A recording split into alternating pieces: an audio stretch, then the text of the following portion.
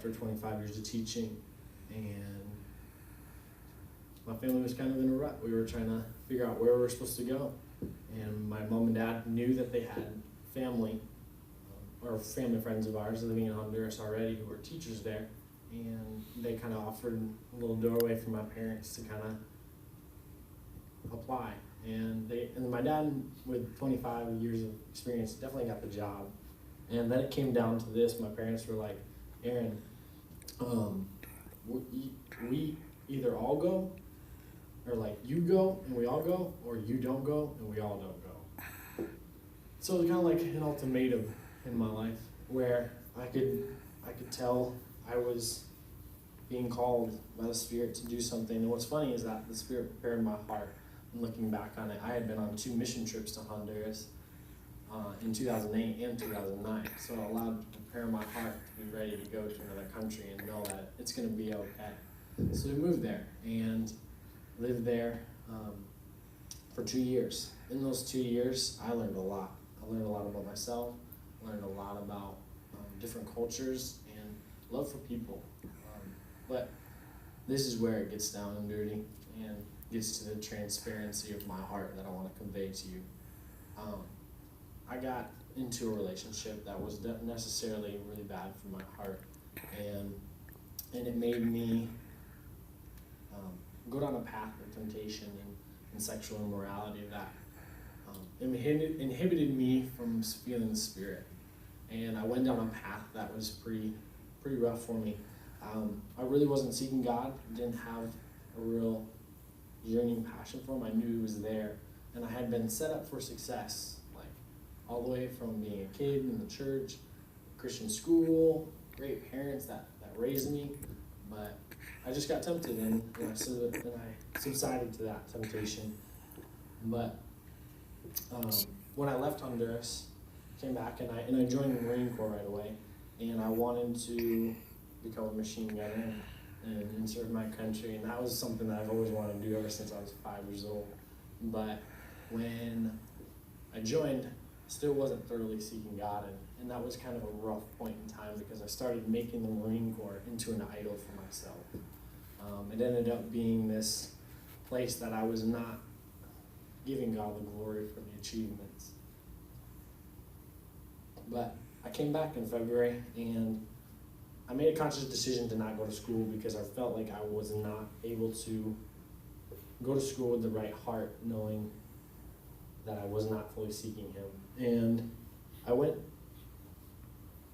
to a Men's Hearts Alive and Free retreat this summer, and I just experienced something really awesome with a group of community of believers and a group of men that were trying to revitalize the heart and what it means for a man to find himself and to seek God thoroughly.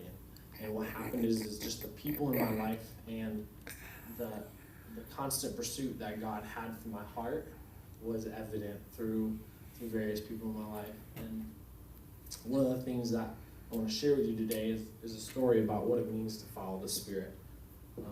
I work at Menards in Kalamazoo, and it's interesting how you can bring and you can act out of the Spirit in every area of life. It doesn't necessarily have to be at a church. It doesn't have to be in prayer. It can just be with the people that you're with. And so here's this story. I was working and sitting and designing a kitchen up, and I noticed this guy walking by, and he had something under his coat, and it was like a drill or something like that. And so I was kind of suspicious, and I went up to him, and I'm like, "Hey, what's going on? How you doing? Can I help you find anything?" He's like, "Oh, I gotta find the bathroom." And I was like, "Okay, well, I'll bring you up there, and I'll show you where it is, and I'll walk alongside you." And he's like, "Okay." And then he goes, "Well, actually, I gotta find my people first." And I was like, "Well, I can bring you up there, and then I can call your friends over if you need." And he was like, all right. Something in my heart at that point in time was telling me, "Aaron, you need to handle this differently. You need to do this the way that I've always told you to do it, the way that the Spirit's telling you." Normally, procedure is to notify a manager, let them know, "Hey, there's a guy trying to steal, call the police," and somebody starts looking at the cameras and making sure that we've got him on camera. and we would have like a cop cruiser out in the next 2 minutes, like they know us. So, but I felt like the Spirit was telling me, Aaron, do something different, and I did. I was like, all right, I'm gonna follow you in this, and so I said to him, I looked at him, I was like, you know what, I'm gonna be really real with you right now. I'm kind of suspicious of what you're doing. I think you're trying to steal. I mean, I'm not trying to judge you, but if you are, I want you to know that there are cameras that are seeing you, there are people that will take your license plate, and we already have the ability to call the cops right now. But I'm going to do something different that I feel I need to give you, and that's grace. The grace that's been given to me, I need to give to you right now. And I said to him, I'm going to let you go, and you can give me that if you're trying to steal it, and I'm going to let you go. But I want you to know, if you do try to walk out these doors with that, these are the things that are going to happen. He immediately gave me the item, and he's like, well, thank you, man. I didn't know that they could do that. And I said to him, I mean, this is your second chance. Take it. But so he started walking away a little bit. I was like, can I talk to you a little more? In my heart, I had been noticing that in people, there's a reason that people do the things that they do. We are not naturally bad people. We are not made in the image of Satan. We're made in the image of God. We are beautiful. We are made beautiful. And so I just started feeling like I needed to open up his heart. And so I said to him, I don't know what is causing you to think that you have to do this in order to get money, but it's not going to help. It isn't the thing that's going to do it. And he says to me with tears in his eyes, he's like, I'm about to start crying. And I'm like, and I'm about to lose everything. At this point in time, my general manager walks up, so I'm kind of scared because I'm not handling this procedurally, like I'm not doing this according to procedure, so I could be getting fired at this point in time while he's listening. And so I said to him, this is not going to save everything. This is going to take you away from what you need to do. And then he goes, I'm about to lose my daughters. And I didn't really know the situation, whether he was, whatever situation it was, I didn't know. But I said to him, this is not going to help you.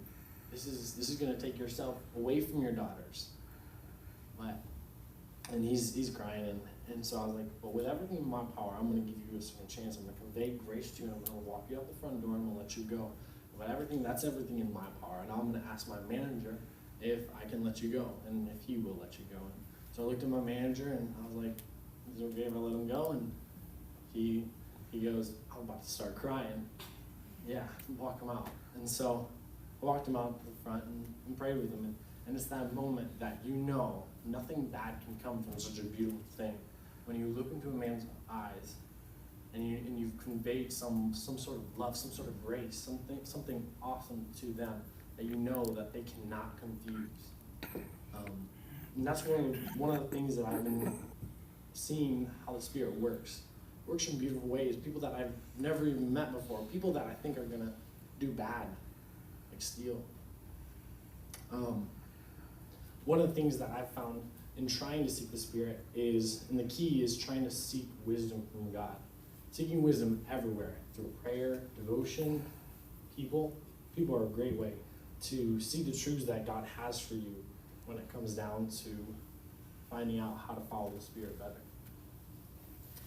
In Job 28, I was going to read it, I think I have it, but in Job 28, verse 28, it says, the fear of the Lord is wisdom. And that's one of the main things that I've been trying as myself, trying to seek more in life. The fear of the Lord is something, not this shuddering kind of fear, but just utmost respect for what he has done for me in my life. And that fear comes with just having reverence for him and knowing that he is in control of everything. And there's another verse that talks about this in James. I don't know it off the top of my head, but I'll read it. It's James chapter 1, verse 5. If any of you lacks wisdom, he should ask God, who gives generously to all without finding fault, and it will be given to him. Our God will give you wisdom if you follow him and you seek his wisdom and you seek to do the things that he wants for you to do on a daily basis, down to the people you talk to, the things you say, the thoughts you have, the prayers that you give, the devotional time, the time that you spend to listen to his truths. There's a couple things that I feel like I'm supposed to tell you. Throughout this week, I have had to start praying about it. And the Spirit was telling me some solid things that I need to tell you guys. 318 as a community. And I kind of showed it. I heard it last week Sunday, and I told the Stratons. But I feel like I really want to encourage you. And the two things that I think for 318 is this. One, you guys are an awesome, solid group of believers. Being here and a part of this church, a part of this community, has been one of the most awesome things to help my spiritual growth. Through the prayers, through just the smiles, the dedication that I watch in all of you who seek God. That you guys are constantly here, always coming. You guys are solid rocks, and that's the kind of church God will build upon. He did it for Peter. He said, and you know what God did? He actually tore a curtain. He said, nope, it's not a building anymore. It's not a building that I'm gonna have my church, my community. It's upon you, Peter. It's upon you, 318, and here he is. And I just really want to let you know that that's something key for you to know. Second is, and I was just told this, I felt like I'm supposed to tell you this, that, it's small, sure. Community 318 is small, and we're looking to find how we can be most effective in our community in Kalamazoo, and in our efforts to serve the homeless, to be here for the youth, the young adults in our community here at Western. And it's tough because money is a tough issue when it comes down to it. But I feel like the Spirit's telling me to tell you that this is a test time. This is a test time for Community 318 to see if you guys are going to continue what you do, regardless of what situation you're in. Whether you have everything, whether you have nothing, whether you've been introduced to 10, 15 people or 1,000 people. I'm supposed to tell you that this is a testing ground. So to make sure that when you are discouraged, that know that this is a testing time, a time for perseverance and to find joy through that, because God wants to see how you're going to do this. And there's one more thing I want to share with you, and I think it's a truth that I want to share. If you follow the Spirit, even if you go to the dark places, the darkest places you think, He will be there to shut the mouths of lions. He did it for Daniel. When Daniel sought God and stood his ground in what he believed for God, he shut the mouths of lions. I think that's an awesome God. And you know what? He's going to shut the mouths of lions for you where you go.